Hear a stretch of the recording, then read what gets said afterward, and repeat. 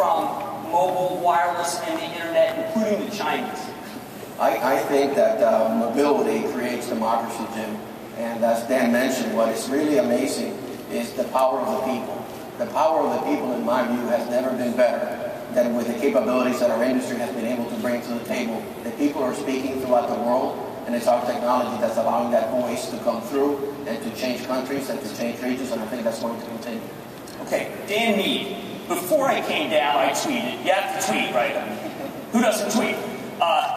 Before I came down, and what I asked was, what should I ask to this terrific panel? Because it's very rare that you ever get these three most powerful people, perhaps, in wireless around the world together. Universally, the question was, why are we so far behind other countries? But it's not true, is it? No, that's a myth. Especially when you look at 4G and what's going on with 4G, we're seeing great advancement in terms of broadband delivery and the enablement, and it puts a great responsibility on us in terms of the quality of the experience. But we're not behind, we're leading, and when you look at the ecosystem that's emerging now for 4G in particular, with the infrastructure providers, all of the OEMs, the operating system players, this is the most robust network in the world. So we're very proud of this LTE network. Okay. Dan Hesse, how did we catch up? Because in history, we started, then we fell behind. What made it so that we are now regarded as the leader, and how can we get that story out to more people? Well, I think it was really, and I have to give you my competitor over here and Apple some credit for it. You know, I used to serve on the board of directors of Nokia, and which, of course, is a dominant cell phone provider, still is by far the largest in the world. But that really took data over devices and applications really took hold in the U.S. And so if you look at, kind of jumping on Dan's comments, so we now lead not only in 4G, we overtook Japan last year to lead in 3G. If you take a look at the growth, which is operating systems, 75% of the OS, of the growth in smartphones came from North American OS systems. Apps, which is the fastest growing single area of growth in the industry, half the revenue is coming out of the US. So I think the iPhone phenomenon really started it, and you have all the, if you will, the Silicon Valley and the kind of competitive infrastructure that currently exists, the competitive carrier environment that exists in the US. Google got into the act with Android. Very, very quickly, I think in a period of roughly 3 years, the U.S. went from, I think it was a very fair criticism 3 years ago, I think undisputed now, the U.S. has come full circle from being the leader in 1G to dropping behind in 2 and 3G and now being number one again in 4G. Hey, Ralph, when a couple conference calls ago, Ivan Seidenberg, your CEO from Verizon, talked about how text messaging is such a giant industry. But no one saw it coming. He admits that no one saw it coming and no one saw it take over. Is text still growing like that? And what's the next text messaging? What are we going to do that we hadn't thought of? And what are you guys planning for? Or is it going to be take you by surprise the way texting did? You know, the beautiful thing about this industry is the innovation. And sometimes it's hard to see it. But what our industry has done, Jim, is has always been an enabler of that innovation to foster. As spectrum is made available, carriers develop the networks. As the networks are developed, handset manufacturers build the handsets, and then that brings the ecosystem together when the application developers and the content developers use the thing that they know best to bring those kind of innovations to market. So the video aspects of communication, I think, are going to be the next big wave. People will communicate not only via text and voice, but video, and video communications, I think, will be the next big wave. Okay.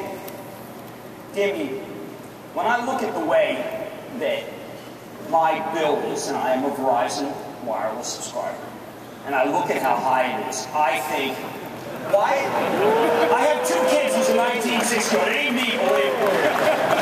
Why is it that I have to subsidize people who are downloading movies every night? Why am I subsidizing people who are just complete data hogs? It's not fair. I want them to pay their fair share. I'm tired of paying for them. Well, first of all, we appreciate your business. And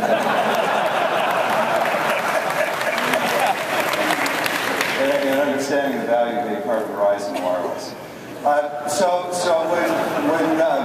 When we look at the value proposition, right now we're all out there with unlimited data plans.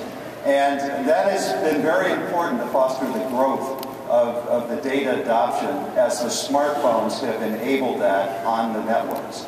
So, we're going to continue to foster that, but, the whole industry is looking at should there be caps? Should we have metered billing? So it's more like, your water bill at home where you pay for what you use. So we're all looking at those things. Some of us have made moves, some of us haven't, but it's certainly an area of consideration for the industry. Dan Heston, did you have to change your plans on what Sprint does if the other people start metering, start making a lot of money off the Netflix people? Maybe, maybe not.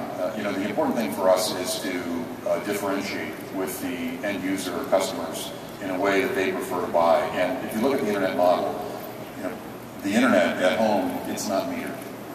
Now, clearly, landline is different from a technology perspective. It's not as limited, if you will, as wireless capacity is. So there are some differences. We look at what we call tonnage and usage very closely. We work with our content providers to try to make it use our network more efficient. But we are looking at trends. So what we try to differentiate ourselves around simplicity and value. We found, years ago, I had an AT&T logo on my chest in the late 90s when I was running AT&T Wireless. We launched something called Digital One Rate. And what we found with that is customers will actually pay a premium for simplicity. Just, look, this is my bill. I don't want to worry every time I hit this button or that the meter's running. But on the other hand, the points Dan made are very real. You have to still make money and be economic and maybe have different rate plans for different parts of the market. So for now, we're monitoring usage very closely, and we are maintaining our unlimited position. Ralph, we heard the head of the commission speak about the thing that is most facing the industry that he thinks is the single biggest worry, and it was the spectrum crunch. All right, how much did the spectrum crunch have to do with Sunday's events with T-Mobile? Well, the Sunday event with T-Mobile, one of the key drivers was actually the need for additional spectrum.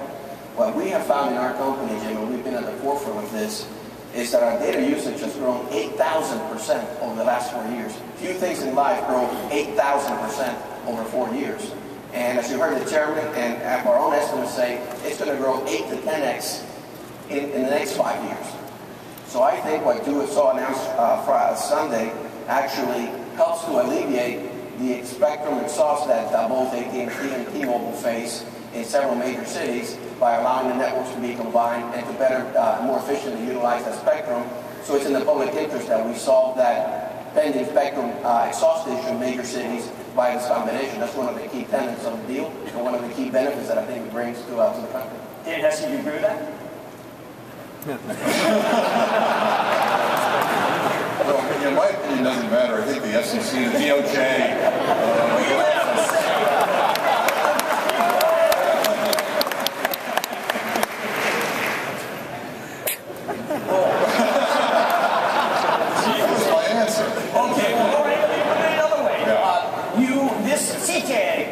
has been, I think, a place where innovators get together. It is a place where the leaders of the industry learn more and more about what's going on and how they can deploy it.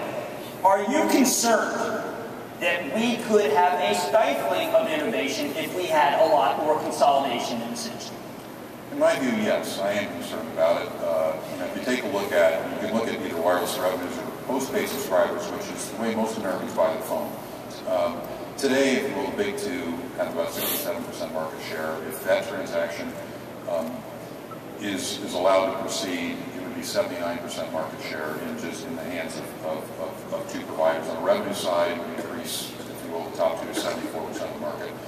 I do have concerns that it would stifle innovation and that too much power would be in the hands of just two.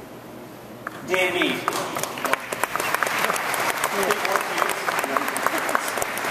Jamie, do you think that Verizon Wireless has a dog in this hunt?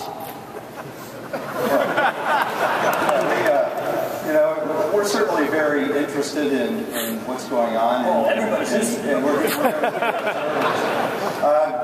If you look at the history of our company over the last 11 years, we built a foundation of great spectrum and great breadth of spectrum through many, many acquisitions, similar to what's being discussed here. So we build an inventory so that we can build our leading network on the best spectrum. We feel very good about our spectrum position as a result of these things.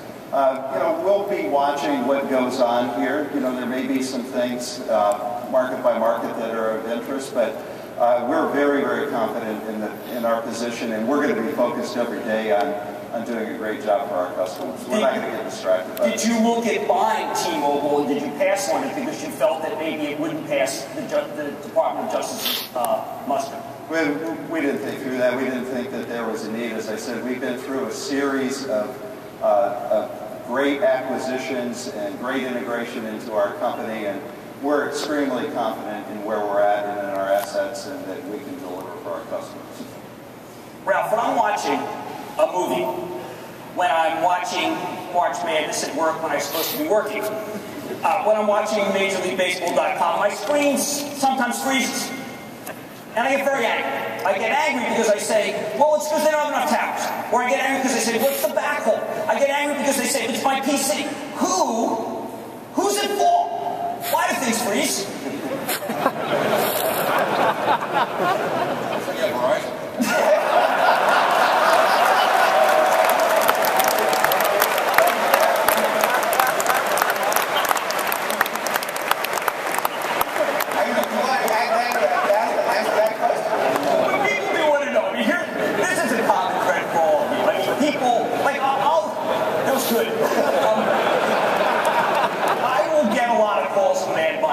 Say, is it because they're not spending enough with Cisco and Juniper? Is it because they don't have enough towers? Is it because there's something between the signal that makes it endemic and my device? When you guys sit around and say, okay, well, how do we move up in the rankings? How do we get more light? What do you say? Or is it just spectrum? It's a combination of trying to predict the demand, Jim, which is almost unpredictable when you get, for example, people in an event like this that bring all their gear with them, trying to forecast the demand and having enough capacity to meet it at the right point in time is the key. So the traffic management in an environment that's constantly changing, constantly innovating, is probably the most difficult thing to do for our RF engineers today. Okay, when I look at what I think is going to be the case with 4G, and I think that it will be, because of some of the things we talked about, so exciting on my iPad to watch program. And when you have people, younger people, who are not interested in current sports, okay, are not interested in watching a football game that you can't watch, say, because of deals. I don't know why this current generation is very different from the appointment TV that we had when I was growing up, but why do they need cable if 4G is so good, Dan? Well, it is a generational issue. I have two boys, 12 and 15, and there'll be the TV on the wall, which my generation I like to look at. They will be just as happy looking at either the PC or the cell phone. I think we are going to see a change where people like to watch things custom on their own device, and also tablets. You mentioned that give a really good viewing experience, and they're going to become much more high definition. They're smaller versus the smaller screen. And one of the we're working with device makers, as my two compatriots are here, with respect to the next generation of technology, whether it's tablets or phones. You're going to have cell phones that you can expand. So I mentioned the Kyocera Echo, which just has two screens, which is the size of a cell phone, but it kind of folds over and you can make the screen twice as large. You're going to see flexible and expandable screens, so you're going to have portable devices that you can carry like a phone that'll expand into a tablet-like experience when you want to watch media. And especially with the changing demographics and the young generation, I think it will very much change the way that young viewers, look at content. So the cable companies, I think, will have to move into wireless and other media, because they will want to be able to provide customers access to their content, whether it's via a wire in the house, you've got a lot of high definition TV sets, or also take it with. Will we finally have what they have in Canada, which we could have one bill for all those devices? Oh, absolutely. I believe that's the case. I think these two guys are kind of vertically integrated in some way. The cable companies, one of the reasons they invested, for example, in Clearwater, which is a company that we own a little over half of, is they see 4G as a way of also distributing their cable content, and they may, for example, become what's called an MVNO in wireless.